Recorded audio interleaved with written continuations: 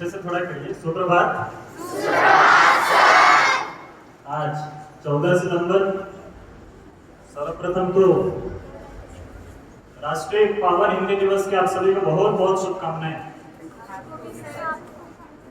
एक और मैं शुभकामनाएं दे दूं, विडंबनापूर्ण इस दिवस के लिए बहुत बहुत शुभकामनाएं। मैं अपनी बातों पे विडंबनापूर्ण शब्द का प्रयोग इसलिए भी किया क्योंकि हम भारत में रहते हैं। यहाँ की देवी मां भारती, जिसकी निज भाषा हिंदी, जिसको हम मां से भी मां के समान मानते हैं, मातृभाषा कहते हैं, उसके लिए, उस मां के लिए 365 दिनों में से कुछ चुनिंदा दिन ही हम उसको समर्पित कर रहे हैं। खैर, मैं आज कुछ पंक्तियां, कुछ बातें आप सभी के सामने रखने के लिए यहाँ पे प्रस्तुत हुआ हूं। उम्मीद करता हूं, वैसे मैं तो आपसे 2 उम्मीद रखूंगा। पहला उम्मीद ये है कि आप मन लगाकर सुनिएगा, और दूसरा उम्मीद ये है कि आप अंत में ताली जरूर बजाइएगा। अगर आप ताली बजा देते हैं तो मैं ऐसा समझ जाऊंगा कि मेरी बात, जिस काम के लिए मैं यहाँ पे खड़ा हुआ हूँ, जिस बात को रखने के लिए आपके सामने खड़ा हुआ हूँ, वो बात को आपने ताली बजाकर सहर्ष स्वीकार कर लिया। तो मन लगाकर सुनिएगा। समय अभाव के कारण मैं रिपीट नहीं करूंगा अपनी बातों को। हेलो, आप एक ही बार में समझने का, उसकी भावनाओं को समझने का प्रयास करेंगे। करते हैं तन मन से वंदन, करते हैं तन मन से वंदन, जनगण मन की अभिलाषा का, अभिनंदन अपनी संस्कृति का, आराधन अपनी भाषा का। यह अपनी शक्ति सर्जना के, यह हालांकि एक संकलन है, मैंने संकलन किया है, कुछ अपनी बातें इस कविता में पिरोया है। यह अपनी शक्ति सर्जना के माथे की है चंदन रोली, माँ के आंचल की छाया में हमने जो सीखी है बोली। यह अपनी बंधी हुई अंजुरी, ये अपने गंधित शब्द सुमन, यह संस्कृति का है पूजन, यह भाषा का है वंदन। अपने रत्नाकर के रहते किसकी धारा के बीच में है। रत्नाकर जानते हैं ना किसे कहते हैं? वैसे रत्नाकर के 2 प्रकार होते हैं, और भी होते होंगे, मुझे जानकारी नहीं है, मैं बस 2 ही प्रकार को जानता हूँ। एक रत्नाकर जो पहले डाकू थे, बाद में कवि बन गए, और शायद मैं सही बोल रहा हूँ तो पुष्टि कर देंगे। एक रत्नाकर जो पहले डाकू थे, बाद में कवि बन गए, और दूसरे रत्नाकर किसे कहते हैं? समुद्र को। ठीक है, हम उस भारत में रहते हैं जो तीनों ओर से समुद्र से घिरा हुआ है, जिसकी गहराई अथाह है, अनंत है, अगणित है, जिसकी चौड़ाई असीम है, जिसकी हद नहीं है, अनहद है। उसके सामने ये छोटे मोटे नदी नाले तो विशालकाय बरगद पेड़ के नीचे रखे गमले के पौधे के जैसे हैं। सो ध्यान से सुनिए, अपने रत्नाकर के रहते किसकी धारा के बीच बहे।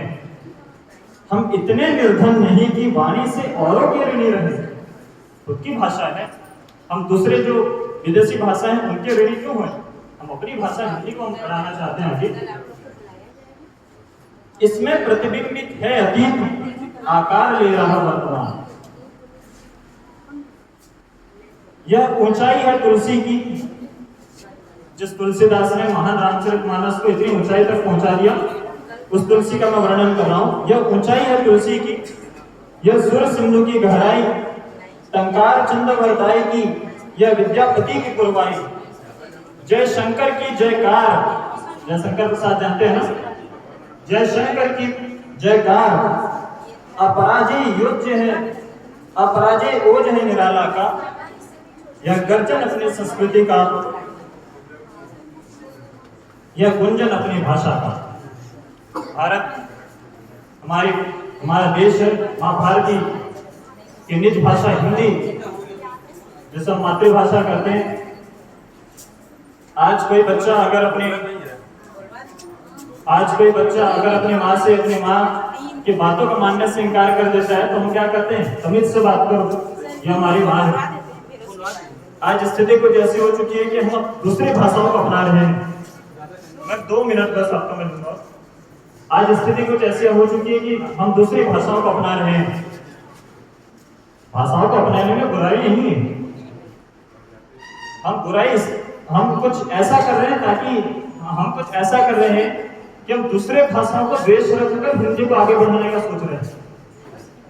आप सभी भाषाओं का समान रूप से सम्मान करिए, किसने रोका है? सभी भाषाओं से समान रूप से जुड़िए, किसने रोका है?